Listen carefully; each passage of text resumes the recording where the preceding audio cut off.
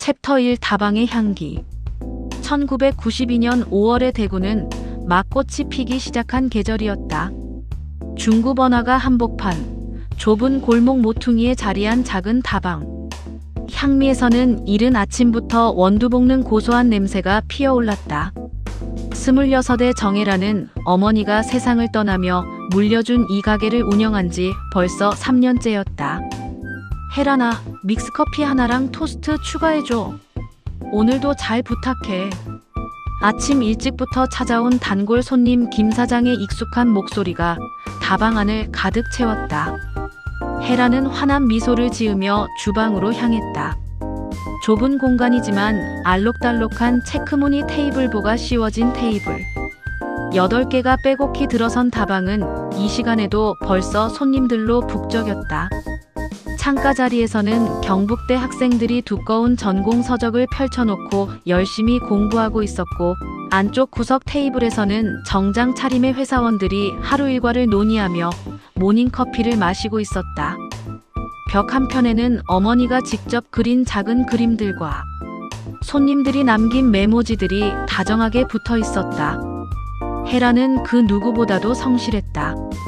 매일 새벽 5시에 일어나 원두를 갈고 빵을 준비하는 것부터 시작해서 밤 10시까지 마지막 손님을 배웅하고 설거지를 마치는 것이 그녀의 일상이었다. 손톱 밑까지 커피 냄새가 배어들었고 앞치마는 항상 약간의 얼룩이 묻어 있었지만 그녀는 결코 불평하지 않았다. 손님, 믹스커피 나왔습니다. 혜란이 뜨거운 커피잔을 조심스럽게 테이블에 올려놓자 김 사장이 만족스럽게 고개를 끄덕였다. 역시 혜란이가 타는 커피가 최고야. 다른 데서는 이런 맛이 안 나더라고. 과찬이세요. 어머니한테 배운 그대로 하는 것뿐인데요. 혜란의 대답에는 언제나 겸손함이 묻어났다.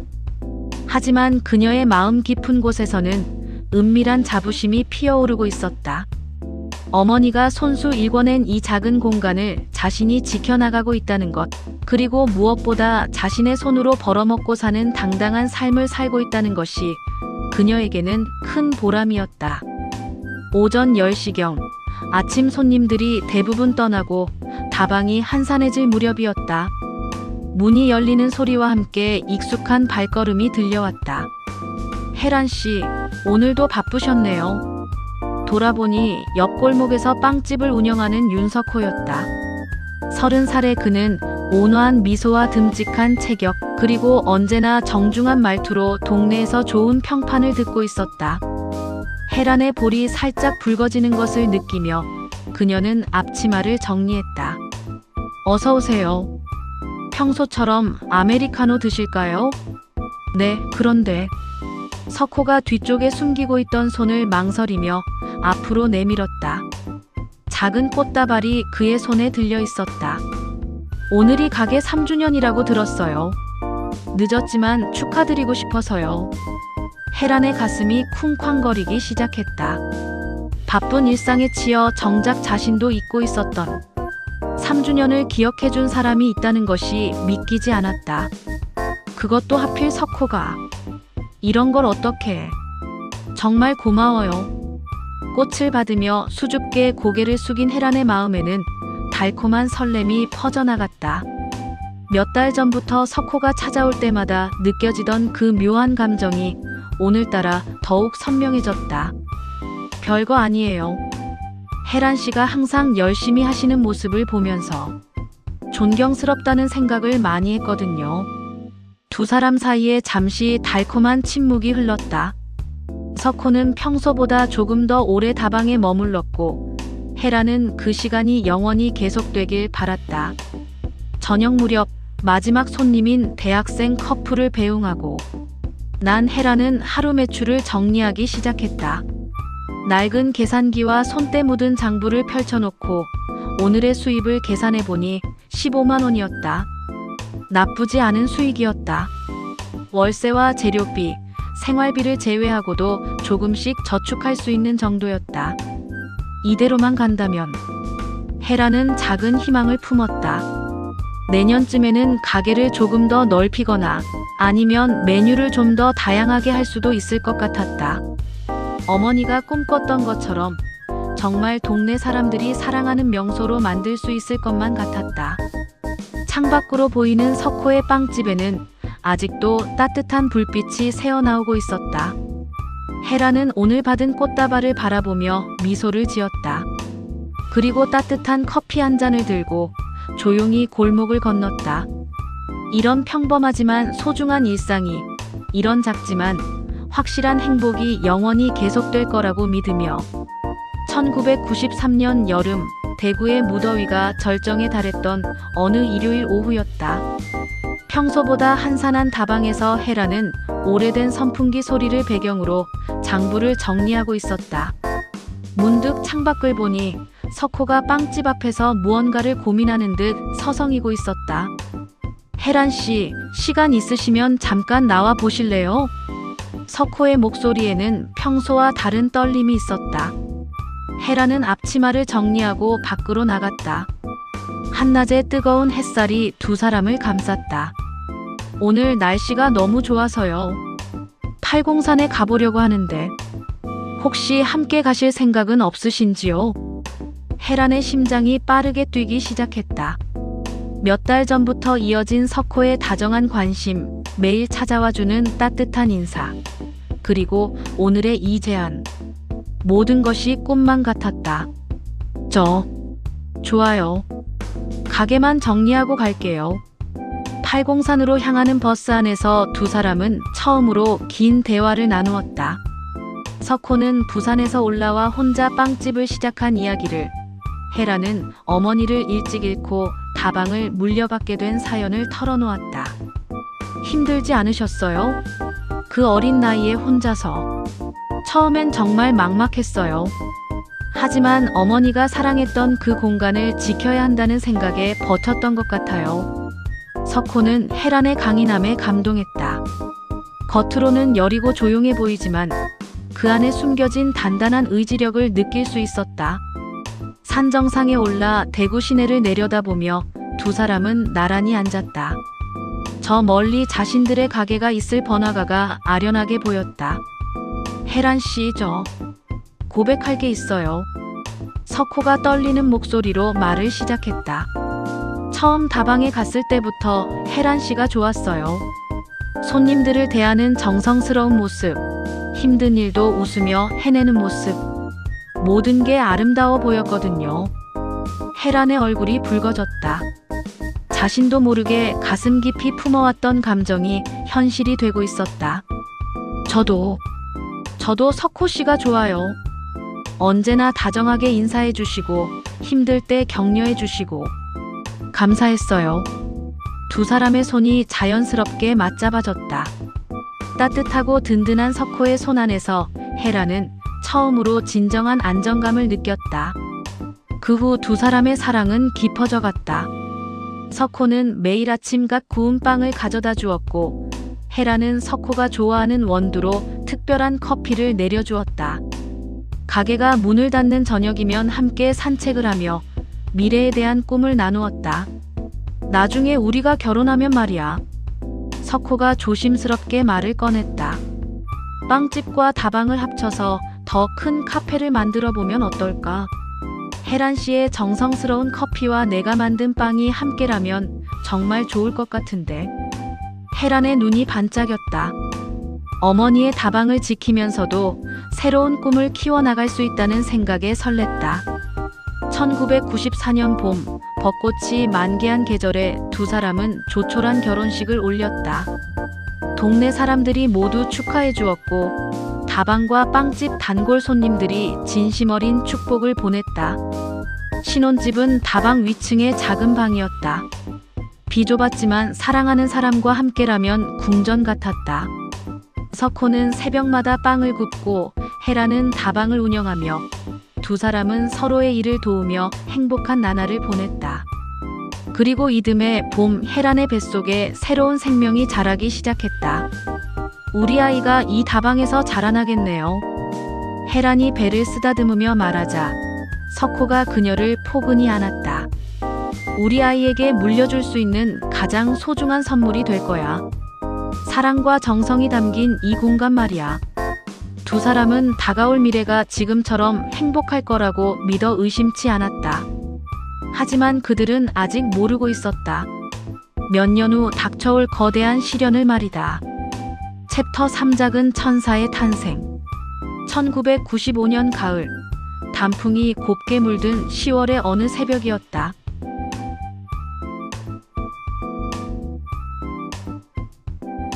헤라는 갑작스러운 진통으로 잠에서 깨어났다. 옆에서 자고 있던 석호를 깨우며 그녀는 떨리는 목소리로 말했다. 여보, 아이가 나오려나 봐요.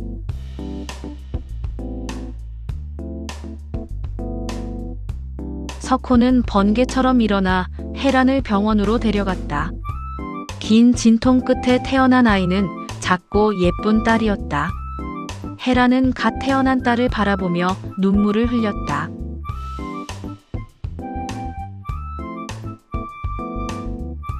우리 딸 이름은 무엇으로 할까요? 지혜롭게 자라길 바라는 마음으로.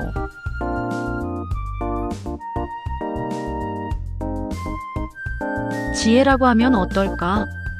윤지혜. 좋은 이름이네요.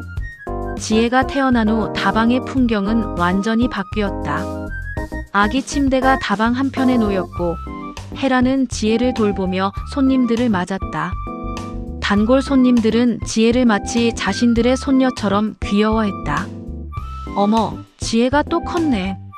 이제 고개도 제대로 들고. 헤란 씨, 아이가 정말 예뻐요. 엄마를 닮아서 그런가 봐요. 손님들의 칭찬에 헤라는 행복했다. 지혜는 다방의 새로운 활력소가 되었다. 아이의 맑은 웃음소리가 커피 향과 어우러져 더욱 따뜻한 공간을 만들어냈다. 석호는 딸바보가 되어 있었다. 빵을 굽는 틈틈이 다방으로 와서 지혜를 돌봤고 밤에는 기저귀를 갈아주며 자장가를 불러주었다. 지혜야, 아빠가 너를 위해 맛있는 빵을 구워줄게. 크면 엄마와 함께 이 다방을 물려받는 거야. 1996년 지혜가 돌이 되자 두 사람은 성대한 잔치를 열었다. 다방에 온 동네 사람들이 모였다. 지혜는 여러 물건 중에서 붓을 집어들었다. 우리 딸이 글쓰기를 좋아할 것 같네요. 그럼 나중에 작가가 되려나? 사람들의 웃음소리가 다방을 가득 채웠다. 헤란과 석호는 이런 행복이 영원히 계속되길 바랐다. 지혜가 자라면서 다방은 더욱 번성했다. 아이를 보러 오는 손님들이 늘어났고 지혜의 천진난만한 모습은 모든 이의 마음을 녹였다. 걸음마를 시작한 지혜는 다방 안을 뒤뚱뒤뚱 돌아다니며 손님들에게 인사를 했다. 안녕하세요. 지혜의 어눌한 인사에 손님들은 어김없이 미소를 지었다. 아이가 있어서 더욱 정겨워진 다방은 단순한 커피숍을 넘어 동네 사람들의 쉼터가 되었다. 1997년 초 사업이 잘 되고 있던 석호는 헤란에게 제안했다. 여보, 이제 정말 빵집과 다방을 합쳐서 큰 카페를 만들어 볼까? 옆 건물이 비었는데 그곳을 임대해서 확장하면 어떨까? 헤란은 잠시 고민했다. 어머니가 물려준 작은 다방을 확장한다는 것이 설레기도 했지만 한편으로는 두렵기도 했다. 무리하지 않을까요? 지금도 충분히 잘 되고 있는데. 괜찮아요. 우리 지혜를 위해서라도 더 큰 꿈을 꿔봐야죠. 안정적인 미래를 만들어주고 싶어요. 헤라는 결국 석호의 제안에 동의했다. 두 사람은 은행에서 대출을 받아 옆 건물을 임대했다. 리모델링 비용까지 합쳐 꽤 큰 금액이었지만 지금까지의 성공을 바탕으로 충분히 갚을 수 있을 거라 생각했다. 공사가 시작되면서 다방은 소음과 먼지로 시끄러웠지만 헤란과 석호는 희망에 부풀어 있었다. 지혜도 공사 현장을 신기해하며 자주 구경했다. 지혜야, 이곳이 우리의 새로운 카페가 될 거야. 더 넓고 예쁜 곳에서 많은 사람들이 행복해할 거야. 그러나 그들은 모르고 있었다. 1997년 하반기, 대한민국 전체를 뒤흔들 거대한 경제 위기가 서서히 다가오고 있다는 것을, 그리고 그 위기가 이 작은 가족에게 어떤 시련을 가져다 줄지를 말이다. 공사가 한창이던 어느 날 저녁 뉴스에서는 연일 경제 불안 소식이 흘러나오고 있었다. 하지만 행복에 취해 있던 혜란과 석호는 그 경고 신호들을 심각하게 받아들이지 못했다. 별일 아니겠죠.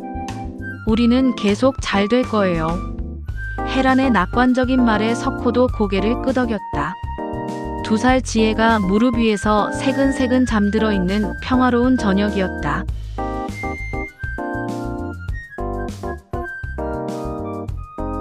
챕터 4 몰락의 시작. 1997년 12월 IMF 구제금융 소식이 전국을 충격에 빠뜨렸다. 혜란은 텔레비전에서 흘러나오는 암울한 뉴스를 바라보며 불안한 마음을 감출 수 없었다. 옆에서 지혜가 블록을 가지고 놀고 있었지만 평소처럼 아이의 모습이 사랑스럽게 보이지 않았다. 여보, 우리 괜찮을까요? 석호는 억지로 미소를 지으며 혜란의 어깨를 감쌌다. 걱정하지 마요. 우리는 기본이 탄탄하잖아요. 사람들이 커피 안 마실 리는 없으니까. 하지만 석호의 말과 달리 현실은 가혹했다. 새해가 되자 손님들이 눈에 띄게 줄어들기 시작했다. 경제가 어려워지면서 사람들은 외식과 커피값까지 아끼게 된 것이다. 혜란아, 미안한데 외상 좀 해줄 수 있을까? 다음 달에 꼭 갚을게. 단골 손님 김 사장의 말에 혜란은 고개를 끄덕였다. 하지만 그런 손님들이 하나둘 늘어나면서 매출은 급격히 떨어졌다. 2월 들어서는 상황이 더욱 심각해졌다. 확장 공사를 위해 빌린 돈의 이자가 매달 나가는데 수입은 예전의 절반도 안 되었다. 석호의 빵집도 마찬가지였다. 사치품이 된 빵을 사는 사람들이 급격히 줄었다. 은행에서 전화 왔어요. 대출금 연체되면 담보로 잡힌 가게를 압류할 수도 있다고. 석호의 얼굴이 창백해졌다. 혜란도 마찬가지였다. 어떻게든 돈을 마련해야 했다. 일단 리모델링 공사를 중단시키고 계약금 일부라도 돌려받을 수 있는지 알아볼게요. 하지만 건설업체도 어려운 상황이라 이미 쓴 돈은 돌려받기 어렵다고 했다. 반쯤 뜯어진 옆 건물을 바라보며 혜란은 절망감에 빠졌다. 꿈꾸던 확장은 악몽이 되어버렸다. 3월 지혜의 2번째 생일이 다가왔지만 차마 잔치를 열 수 없었다. 대신 작은 케이크 하나로 소박하게 지낼 수밖에 없었다. 지혜야, 미안해. 엄마 아빠가 더 예쁜 생일상을 차려주고 싶었는데. 지혜는 알 수 없다는 듯 케이크를 손으로 만지며 웃었다. 그 천진한 웃음이 오히려 혜란의 가슴을 아프게 했다. 4월이 되자 은행의 독촉이 더욱 거세졌다. 연체료까지 합쳐 빚은 눈덩이처럼 불어났다. 혜란은 밤마다 잠을 이루지 못했다. 이러다 정말 가게를 잃는 건 아닐까요? 그런 일은 없을 거야. 우리가 뭔가 방법을 찾을 거야. 석호는 확신에 찬 목소리로 말했지만 그의 눈가에도 지친 기색이 역력했다. 어느 날 저녁 술에 취한 채로 다방에 들어온 낯선 남자가 있었다. 그는 혜란에게 이상한 제안을 했다. 사장님, 장사 안 되시죠? 제가 좋은 방법 하나 알려드릴까요? 밤에 이 자리 좀 빌려주시면 꽤 괜찮은 돈이 들어올 텐데. 혜란은 그 남자의 말이 무슨 뜻인지 대충 짐작할 수 있었다. 하지만 그때는 단호히 거절했다. 그런 건 안 됩니다. 나가주세요. 남자는 아쉬운 듯 고개를 흔들며 명함 하나를 테이블에 놓고 나갔다. 생각해보세요. 언제든 연락 주시면 됩니다. 혜란은 그 명함을 휴지통에 던져버렸다. 하지만 며칠 후 또 다른 독촉 전화를 받으며 그녀는 휴지통을 뒤져 그 명함을 다시 꺼냈다. 손에 든 명함을 바라보며 혜란은 깊은 한숨을 내쉬었다. 아직은 아니었다. 아직은 다른 방법이 있을 거였다. 하지만 그녀도 모르게 선택의 기로에 서 있었다.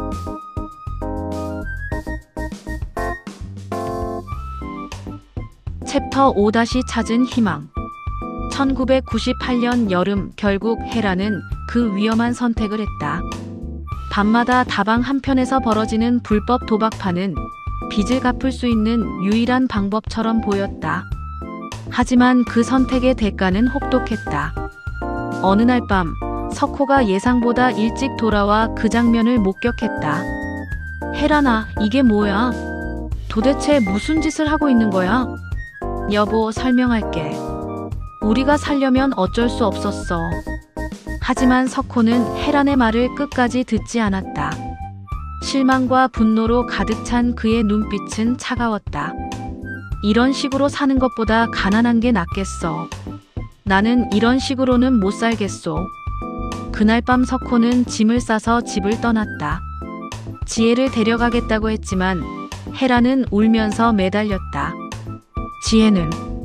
지혜만은 안 돼요. 제발. 결국 석호는 혼자 떠났고 헤라는 지혜와 단둘이 남게 되었다. 몇 달 후 경찰의 단속으로 도박판이 발각되면서 헤라는 다방까지 잃게 되었다. 어머니가 물려준 소중한 공간, 지혜와 함께 행복했던 추억들이 모두 사라져버렸다. 그로부터 10년이 흘렀다. 2008년 헤라는 도시 외곽의 작은 국밥집을 운영하고 있었다. 정직한 국밥집이라는 소박한 간판 아래서 그녀는 다시 정직한 삶을 살기로 결심했다. 매일 새벽 4시에 일어나 육수를 우리고 정성껏 반찬을 준비했다. 예전 다방에서의 따뜻한 마음가짐으로 손님들을 맞았다. 비록 화려하지는 않았지만 정직한 맛으로 단골들이 하나둘 늘어났다. 하지만 지혜는 여전히 그녀 곁에 없었다. 석호가 데려간 후 소식이 끊어진 채 이미 성인이 된 딸을 그리워하며 헤라는 매일을 살았다. 어느 가을날 국밥집 문이 열리며 한 젊은 여성이 들어왔다.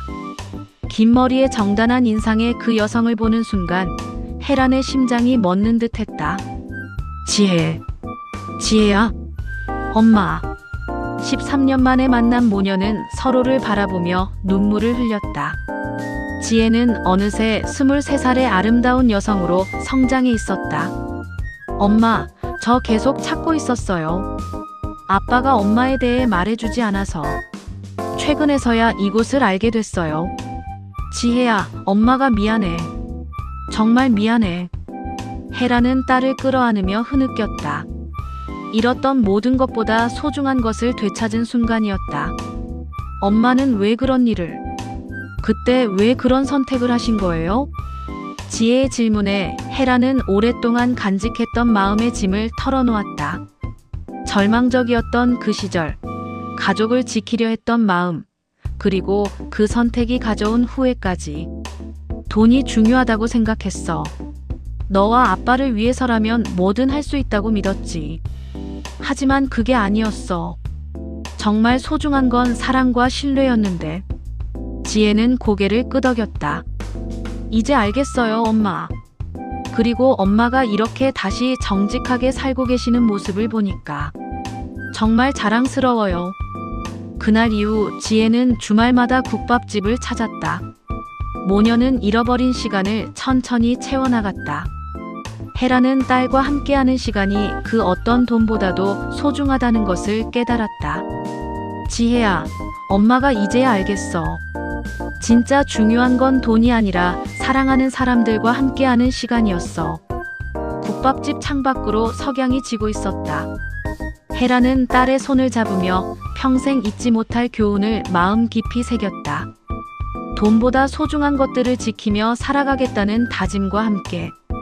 미흡한 점 있으나 구독과 좋아요 눌러주시면 새로운 이야기로 보답하겠습니다.